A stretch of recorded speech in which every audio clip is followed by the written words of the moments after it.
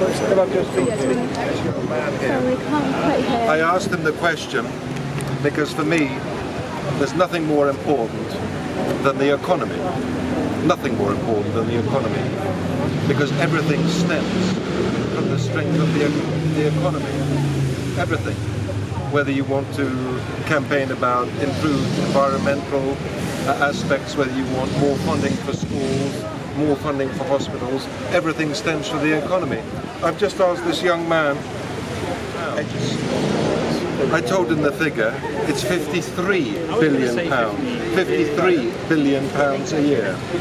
I then said to him, how much do you think we spend on the entire education budget for the whole of the country? For every school, every teacher, every school bus, every school meal? He said 10 billion pounds. It's 47 billion pounds. We spend more on servicing the national debt than we spend on the entire education department. And yet, in the 13 years I've been a Member of Parliament, not a single build was power station, a coal-burning power station in my constituency, as a result of our intentions to reduce CO2 emissions. China builds 2 build-was power stations every week. But we're Britain, we're not China. Yes. If we lead the way in what you're doing, we're doing them. We're Of course we are, and of course we have to lead the way. But whilst we are closing down our power stations, the Chinese are building them at a faster rate than we are. And you have. Your government is quadrupling VAT on photovoltaic installations, for example. So we represent 2% of CO2 emissions globally. We've just passed in that building behind you yesterday, unopposed, uncontested, that we are going to go for net zero carbon emissions by 2050.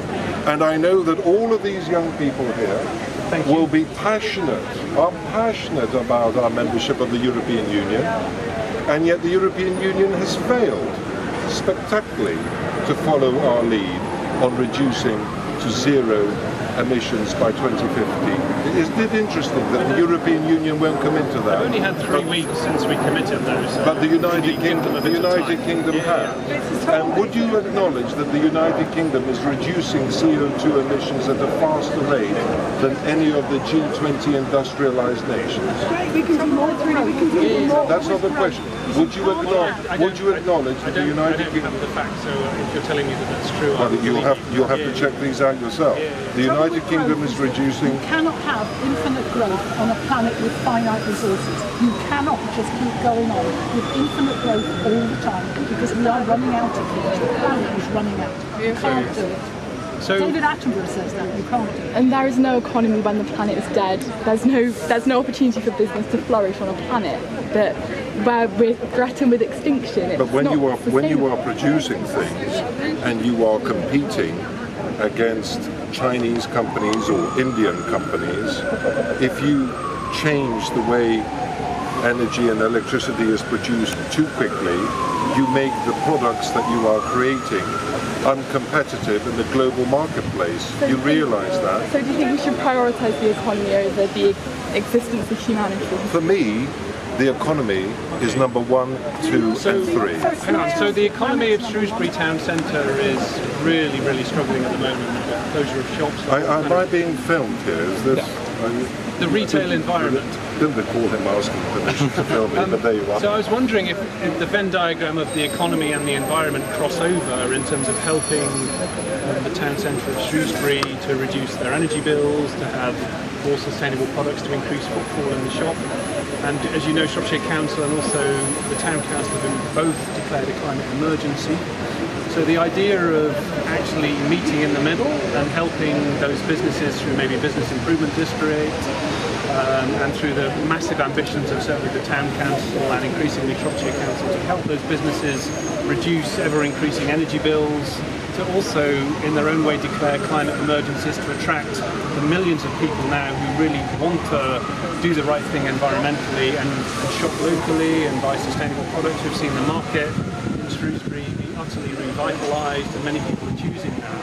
That's something you could get behind and help us do, helping individuals. council, as you know, has just committed, I think it's £900,000, changing all the lamps. LEDs.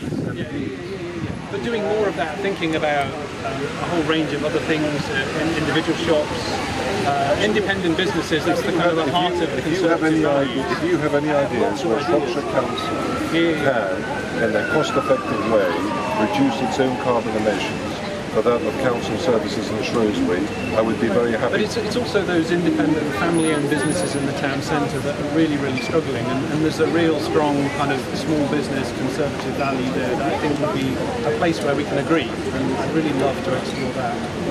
I've come here to listen to what you have to say. I'm just really demoralised. I'm really, demoralised and upset that so few people talk to me about the economy. I just have. Because I think that when in 2010, when we had the financial crisis, the economy was number one. 28. Sorry? 2008. Well, when we had the general election in 2010, immediately after the financial crisis, the economy was number one in people's thinking. It's now down to 4th or 5th or 6th. It's rapidly going down. People don't talk about the economy. People don't talk about how we improve our productivity and the economy. And that worries me, because I instinctively feel that all of these solutions can only be augmented and resolved if we have a strong economy. So can I make a suggestion that if we introduce laws that said, for example, that no new build home should not have solar panels or more green credentials, why would that not strengthen our economy and address some of the climate crisis? Why would we not pass a law to say new builds have to have solar panels, for example? Where's Mark? Well, zero carbon homes was abandoned by this government. Exactly. Yeah. Sorry, did I answer his question? Yeah, I think you might have. Mark, Sorry, can we rewind? the question about this is my senior researcher. The question about who's from Straydon in Shropshire. The question about all new homes have to have solar panels. Why would we not make sure that all new builds have solar panels? Why would we not? That wouldn't actually make much sense, because what you're going to do is you're going to benefit costs, right? And if you literally made a law where every single home had to have solar panels, Every new build. Every new build. Yeah. And then you built a home in the forest where there's no light. And just, I mean, well, that's what you were suggesting. I live in a home with solar panels. They're fantastic, they're great. I live in a boat. They don't actually work 4 months a year. So we've always got to look. I do. Well, they don't provide enough power for my home. I don't have mains electricity. So Is your home properly insulated though? Probably insulated, yeah, but you... It's getting hung up on the technology, so it's net zero, not necessarily solar panels. It might be a ground source heat pump. We also have to look at all properties in our country. One of which is housing costs. And again, if you mandate to say you must have solar panels, then you increase the cost of housing. And young people like me... Solar panels are now really reasonably priced. Well, yeah, but it should be up to the individual to say, like I have, I'd like solar panels because it makes sense to have solar panels, you know? It makes sense so for the planet to have solar panels. Absolutely, but we've got to be careful here. I mean, Britain is the world leader on reducing carbon emissions. Are you all aware of that? We can do so much more. We can, but there's no doubt we've got to measure that on benefit-cost ratio. Yeah. You know, that's important. Financial. Can I just add one thing there? You are aware that last month was the first month in our nation's history that we used no coal in power stations. But we weren't 100% renewable either. However, are you not considering opening 2 new open-cast coal mines in the north? Well, Labour councils have, yes, I they've think allowed this lady is acting like a politician. She's not answering the question. She's putting No, another I wasn't question. aware. Well done. This is the first time since 1883 that we've used no coal. And are you aware that the United Kingdom has more offshore wind than any other country in Europe? Proud of that. There you are. Really proud of that. But the United Kingdom has got the potential for wind than any other country in Europe, so that might not be a massive argument that the rest of the argument. I think we're doing a very good job under the circumstances. More needs to be done, I will agree with you, but we cannot do things at a pace which will put us at an economic disadvantage to other countries. But surely by investing Europe. in these technologies, then we're creating work, we're making our energy bills lower, we're boosting the economy because people will have more money to spend. Well, it's got to be efficient because we can't go and build things that aren't efficient. They make us a lot of money and they employ a lot of people. The most economic way of generating power is onshore wind power, isn't it, I believe. But the government has reduced the subsidies. You're absolutely right. Onshore wind has a good price structure. Yeah. The thing is, you also have people that don't agree with you and don't want to have a wind turbine outside their home. So, of course, government's got to manage it. The nuclear power. 70% of people are in favour of onshore wind. I would have liked you to have spent the year and a half with me that I had to deal with villagers in western Shropshire when they thought that there was going to be wind power generated in the Welsh Hills and brought across to the national grid, and an entire new grid system would be going through all these Shropshire villages. I only wish you could have spent that year and a half with me with all those villagers who were protesting vehemently against those proposals. I really do wish you could have been with me and listening to local residents when they were very, very concerned So about is the that. government doing the same in terms of fracking then? Is listening to local residents where fracking sites are being introduced? Look, who is your spokesman here? We don't have a spokesman. You're our spokesman. Yeah. You work for us. And your work has this country has been the biggest reducing carbon emissions over the last 9 years. That's fine. What about transport? Because I know you've reduced carbon emissions with regards to doing lots about recycling, with regards to starting to put in more renewable energy. You have not reduced carbon emissions with regards to transport. So what are we going to do about that? Well, it's quite difficult to reduce carbon emissions with transport. I mean, electric cars aren't coming in, but they're not quite there. Public transport. All transport is what you talk about, yeah? Yeah. But you need to stop the cars. Recharging infrastructure for electric vehicles. I think the second lowest of any parliamentary constituency in the country. I think you're right. We should challenge the government. It's absolutely rubbish. Absolutely rubbish. If you have any, this is my senior researcher, works in my office. If there are any specific questions that you feel we ought to be posing to government about various aspects to green technology and what more could be done, we have a limitless amount of opportunities to question the government through written parliamentary questions, parliamentary debates, meetings with ministers. If you wish to come collectively to meet with the minister at DEFRA to find out and have a Shrewsbury deputation to come and talk to the person who's running this, and then we can organise that for you. If you have specific questions that you feel I, as your Member of Parliament, ought to be putting to government, then I have brought my senior researcher. You can email him, you can make those suggestions, and I'm happy for my office to be utilised to make sure that you have that voice. Rural broadband, because we recognise that by having rural broadband, it means you don't have to come to London to do that meeting. You can do it in your office in a village like the village I come from. We'll maybe wait until after the 23rd of July till we come to meet the DEFRA first. You've got a meeting with him. We find out how to get a meeting with him. No, maybe all things will change with your new leader. And can I ask what you're doing currently in Parliament to try and reverse policies that are damaging to the environment? So, for example, fracking, Heathrow expansion, what you're doing in your power as an MP to try and address these issues that are leading us into this disaster, which is inevitable if we don't change our 2030. Well, Heathrow Airport has been passed. The third runway of Heathrow Airport has been passed, and it's been ratified by the House of Commons. And the third runway is going to have to be built. How does that rest on your conscience? Sorry? How does that rest on your conscience, like personally? Well, you're going to have to, I'm afraid you're going to have to, do you go on holiday abroad at all? No, I've stopped flying. You've stopped flying? Yeah. Right.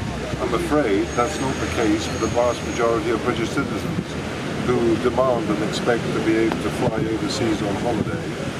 Heathrow Airport, I think, is operating at 98% capacity at the moment. So huge pressures on the airport, and as you know now, sometimes you can be flying around the airport for up to 30 minutes or 40 minutes to get a slot. And unless people themselves choose to follow your example of not flying overseas, then there's going to have to be an expansion of Heathrow Airport. Do you think it's worth it? Sorry? Do you think it's worth it? Because by 2050 it's going to be a massive, massive proportion of our carbon budget. And so it's carbon that we're stealing away from future generations. Is it worth it? Well, I mean, I suppose one thing we could do is a massive hike in airport tax. We could increase that, and then people, hard-working families. We'd have to holiday in this country and boost the economy. How about investing in rail? I actually disagree with you. I don't believe that when people work hard every year and they want to take their family and they promise their child that the child wants to go to Disneyland in America or whatever it is, or they want to go for a summer holiday somewhere in the Mediterranean, I don't believe it's for the state to prevent them from going. Because you're talking about what you think quite often. Absolutely. Well, I'm talking about what I think. Well, yes, because you're asking me questions on what I think. Elected, well, I personally didn't elect you. No, I suspected that.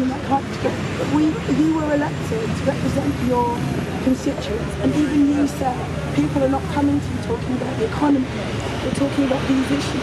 So surely you should be in a thinking change mode to be able to think that, well, this is what my electorate coming to talk to me about. Maybe I need to look at what I need to talk about. Absolutely disagree with you 101% no, because I have taken you to schools in Shropshire with leaking roofs, poor insulation, where they're making cutbacks to teaching assistants. I can take you to the Royal Shrewsbury Hospital, where there are people on trolleys at peak winter times because there are not enough beds for them. I can show you parents who are frustrated and complaining that the children with special educational needs, there are not enough resources for. 9 years in power. 9 years in power. Isn't it amazing? Would you mind, terribly, I just want, no, well, we'll have to wait.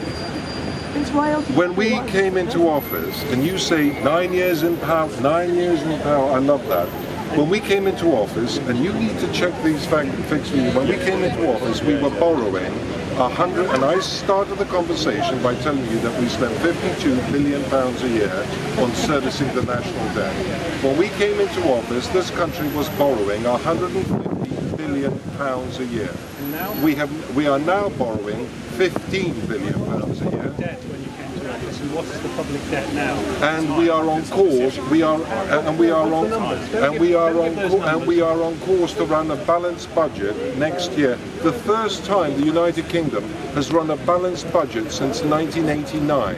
And why is that important? It's important in order to ensure that these resources go to people rather than servicing the national debt. And when you say what is the debt, if we had stopped borrowing when we came into office, the economy would have gone off a cliff edge. We had to systematically every year reduce the borrowing. We couldn't just cut the borrowing off, otherwise the economy would have suffered terribly. But I think that's really good, and I think, to be fair, we should recognise that. That is really but they good. don't. I mean, people like this don't recognise it. People do recognise it, and now they're saying, what are we going to do about the future? I have been knocking on doors for the Conservative Party for 30 years.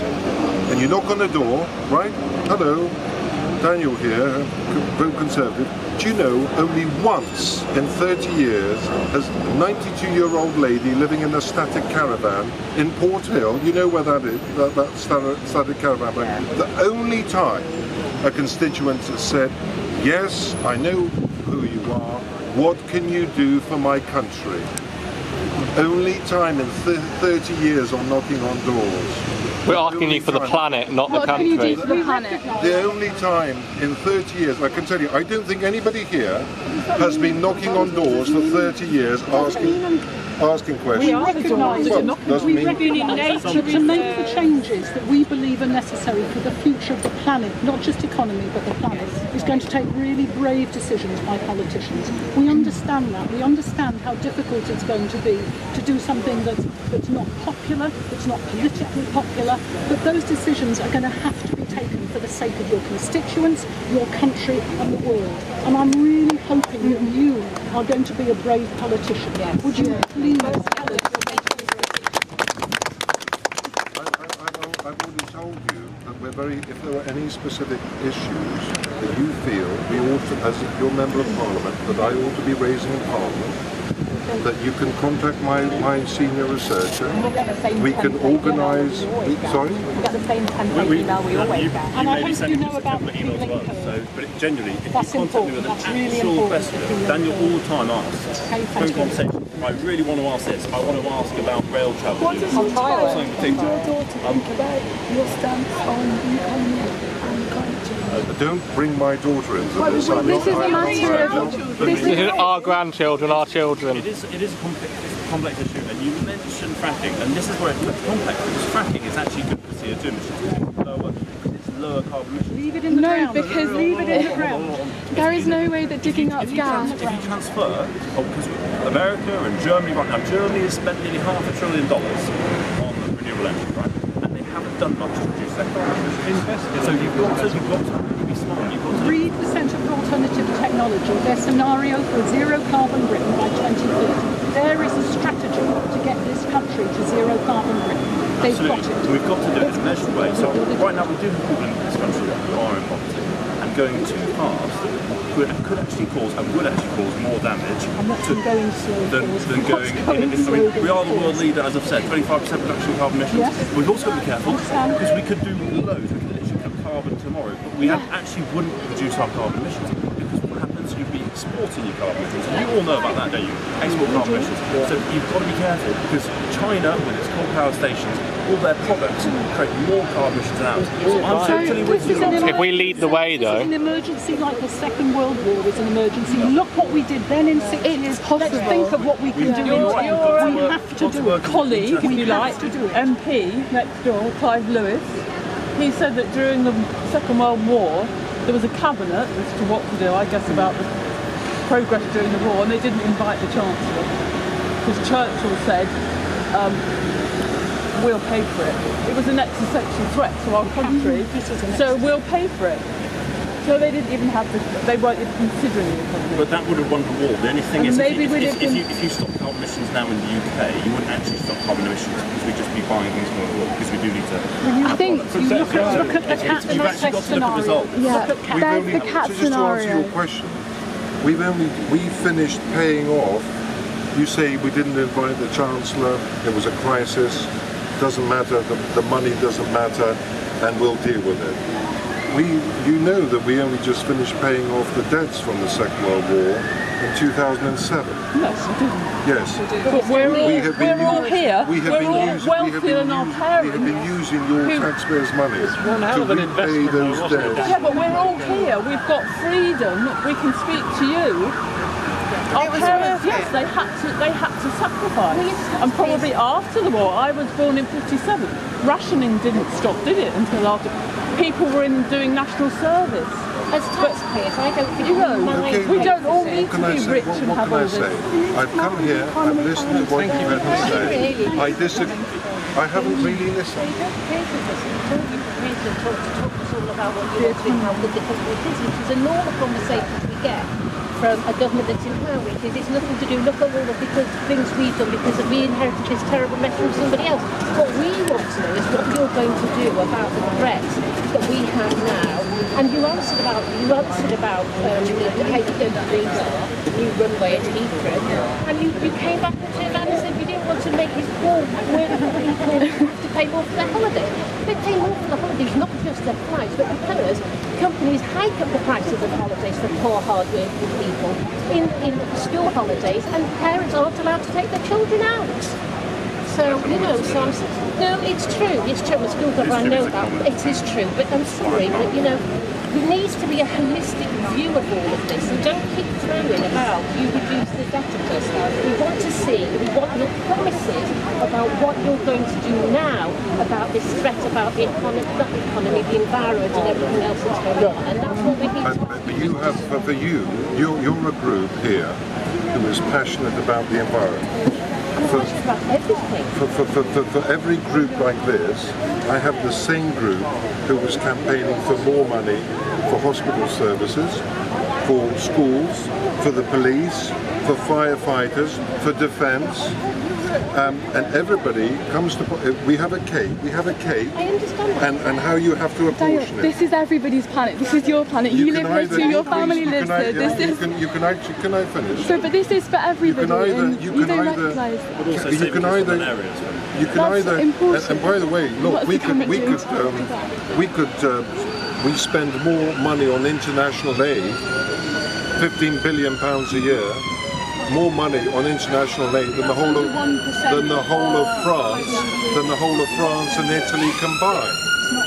And a lot of that money is actually spent in helping those countries to reduce their CO2 emissions. So if you don't just think it's just from that one budget. I'm just saying that then, if we're dealing with our own problems. We are getting back to a balanced budget, and we have to, as Mark says, we have to do everything in a sustainable way. We have to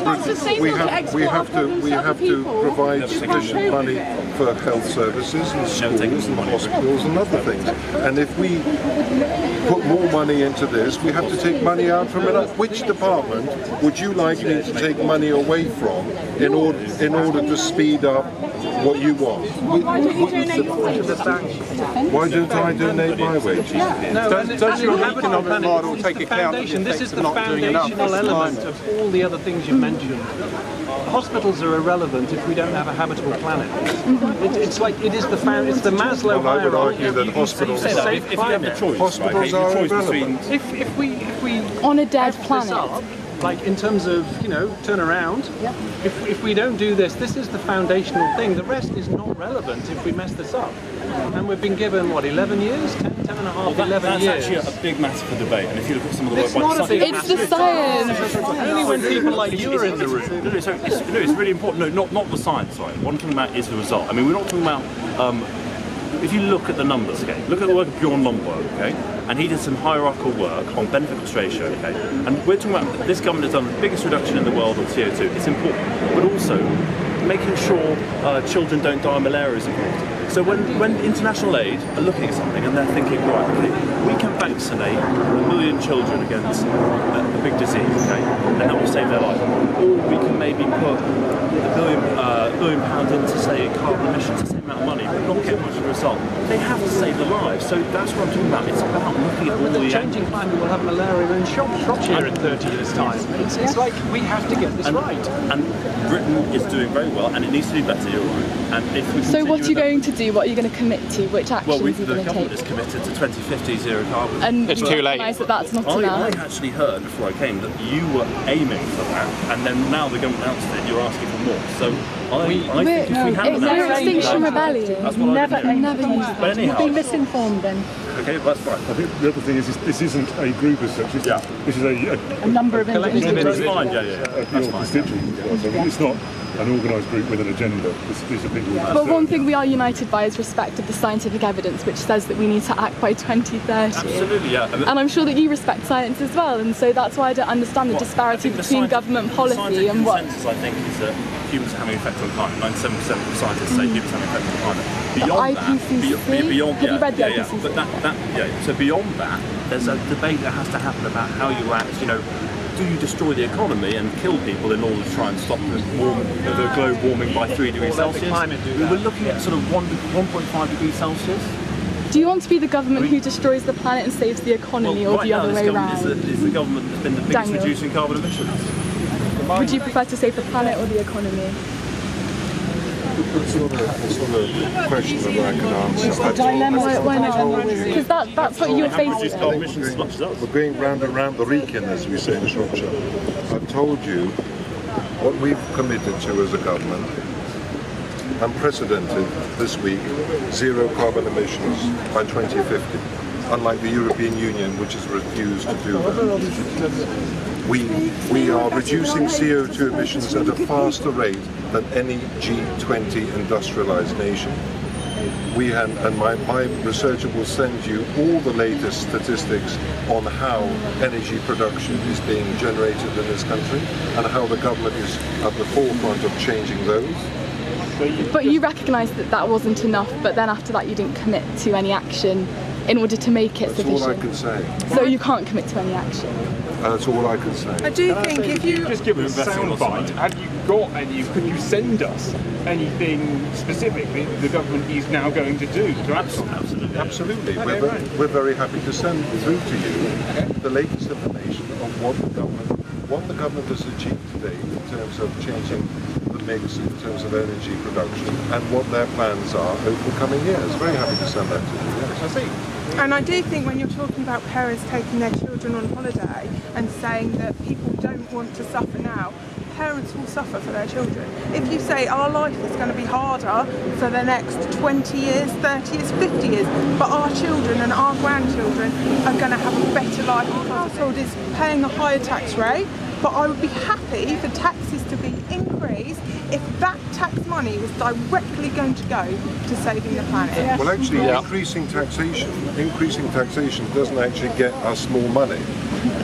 I feel like we're going to get down a rabbit hole. Because when we, the top, well, yes, it's true. When, at the moment, the top 1% of society pay 32% of all taxation collected. Yeah. So the top 1%, they're paying more than they've ever paid in the history of this country. The top 1% pay a third of all taxation collected. When the previous Labour government increased the threshold to 50 pence in the pound from 40 pence in the pound for higher earners, revenues went down in the exchequer. Because instinctively we all behave to try to minimise our exposure to taxation. So you will build your factory in another jurisdiction. This isn't only about taxation. This is, I'd like to call it investment. It's investment in the leaky homes of Shropshire, wasting £1 billion a year, sending off to often German-owned energy utilities because they're just unbelievably inefficient.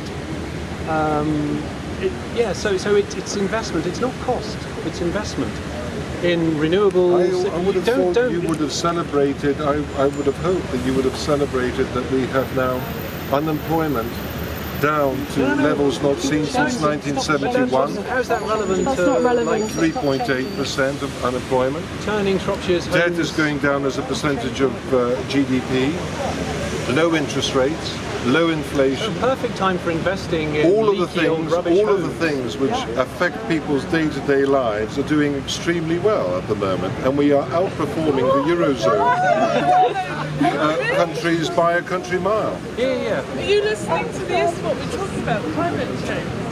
So are you saying that won't affect people's day-to-day lives if crops start failing, for example? I'm talking about the importance of having a strong and healthy economy. There is no economy with no planet. What about on our quality of country life? and on public services and how government functions in fulfilling its responsibilities to all the people, to all the citizens, to all citizens of this country, not just citizens whose main focus is climate change, but to all citizens of this country. It has to be climate change because, like Richard said, without that issue, nothing else exists. We've listened. The thing is, David, I totally. Daniel. Sorry. It's quite hot out here.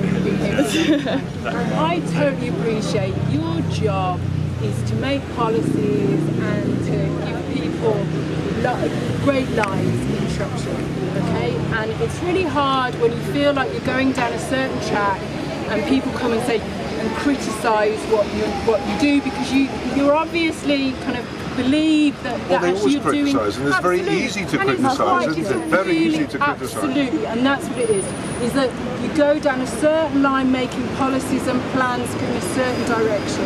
And actually what's been happening recently is the voice of the people is coming up and saying, actually, we're going in the wrong direction. And it's really scary, but also there's loads of opportunities. And I know what you're saying about knocking on the doors of people's houses for 30 years. some of us have been working in nature reserves, trying to work with wildlife, trying to work with farmers, restoring soils for food production in the great county of Shropshire. And we're also frustrated. And I think what we look to politicians for is leadership. And in this time, we're saying actually business as usual is really creating more problems than it's solving. And the trouble is that you're speaking one language and others are speaking another. And I think what we're trying to say is meet us somewhere. Come with innovation, come with ideas, look at the science. Let's make something really positive, not just for a few individuals, but for the whole planet, actually. And when you're a career politician, you have the skills, you have some of the resources to do the research and come up with ideas. We want to be part of that solution to make the world a better place, a more prosperous place, but one that actually can inhabit this planet. Because although when you started and you said the one thing that you feel most important about is the economy, that's great. Take that philosophy to another planet, because this planet is not doing so well with that idea. Well, what you're doing... What you have to look forward to. What I would say to you is you have, you're doing the right thing in the sense that you're all the way around Parliament and you're meeting all parliamentarians, and those parliamentarians that have chosen to come out and meet with their constituents will obviously get a very strong, clear message from you about your determination that there is a greater focus on climate change. Fair enough. I have 2 members of staff in my office in the constituency, and I have 2 researchers here, and I'd like you, if you're interested, in finding out what my constituents come to see me about. Because I think it's because you say that we have resources and whatever. I would love for you to spend a week in my office in Shrewsbury or a week in my office here, hearing for yourself firsthand, not what I'm saying, but what my constituents are. We are your constituents. And I would love you to pay me so you can free me up from working for the Wildlife Trust and the 99% of my domestic use constituents, service that I do probably full-time. more than 99% of my constituents, in the thousands of emails that we get every week, are talking about the Royal Shrewsbury Hospital, local schools, local teachers with special educational needs. Brexit, all of those things, welfare, child tax, CSA payments, child tax payments, all of those things.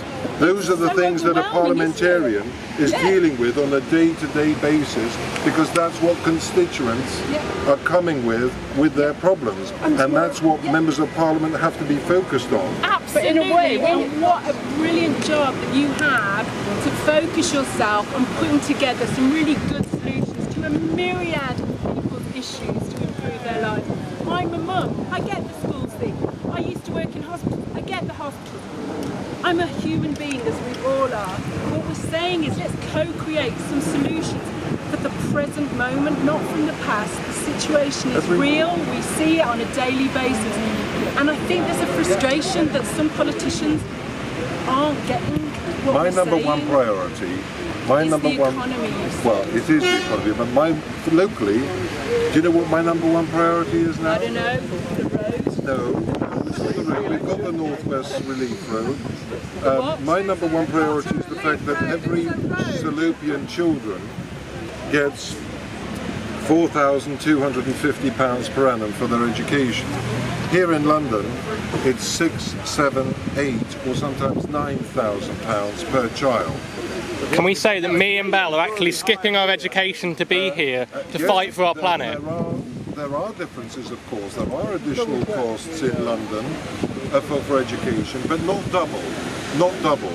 Salopian children get a fraction of the funding that children get, not just in London, but also in Telford and all over the country. My priority at the moment, and I'm using my resources in the House of Commons, and if you're interested, you can find out all the debates and questions that we're having. We are now fighting to get the funding mechanism changed so that every child in the United Kingdom has a minimum of £5,000 per annum for their education, and that the differences in levels of education around the country are minimised, because at the moment it's not fair, the huge regional differences. That's what keeps me awake at night, because that has a direct impact on Salopian children, and I'm very proud of the fact that that is what we're focusing on at the moment. Yes.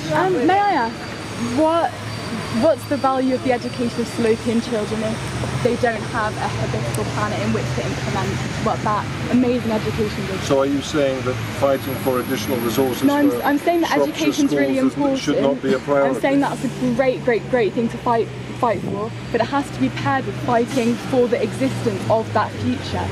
They're necessary. I think it is paired with 25% reduction over 9 years, continued push on it. You're absolutely right. Not enough. But I don't know what would be enough for you guys. I genuinely don't know. So we what want really worries me is just want everyone to down tools and stop making harm. No. We want you to take the adequate, necessary action to stop this climate crisis. It's an absolute crisis, and in a crisis, you have to start doing emergency planning. You have to. But the United Kingdom is already reducing CO2 emissions at a faster rate than any other country in the European Union and in the G20. But it's not enough. What I'm saying is that it's not adequate in order to protect the future for the children for whom we're fighting so well. I think I have to go back now. We have a vote coming up in the House of Commons, so you'll forgive me if I get back to the day job. That's what we're paying you for. Yes. And will you take some of these issues to Parliament? Sorry? Will you take some of the issues we've raised today to Parliament and address them? Absolutely. And if you could kindly, I'd be very happy for you to contact my researcher to put all these questions Have you got a card? to government, and then we can meet up again in Shrewsbury once you've submitted all of these questions and discuss the responses that we get. No problem at all. Thank you very much. If it's not more than if it's. Thank you for your time.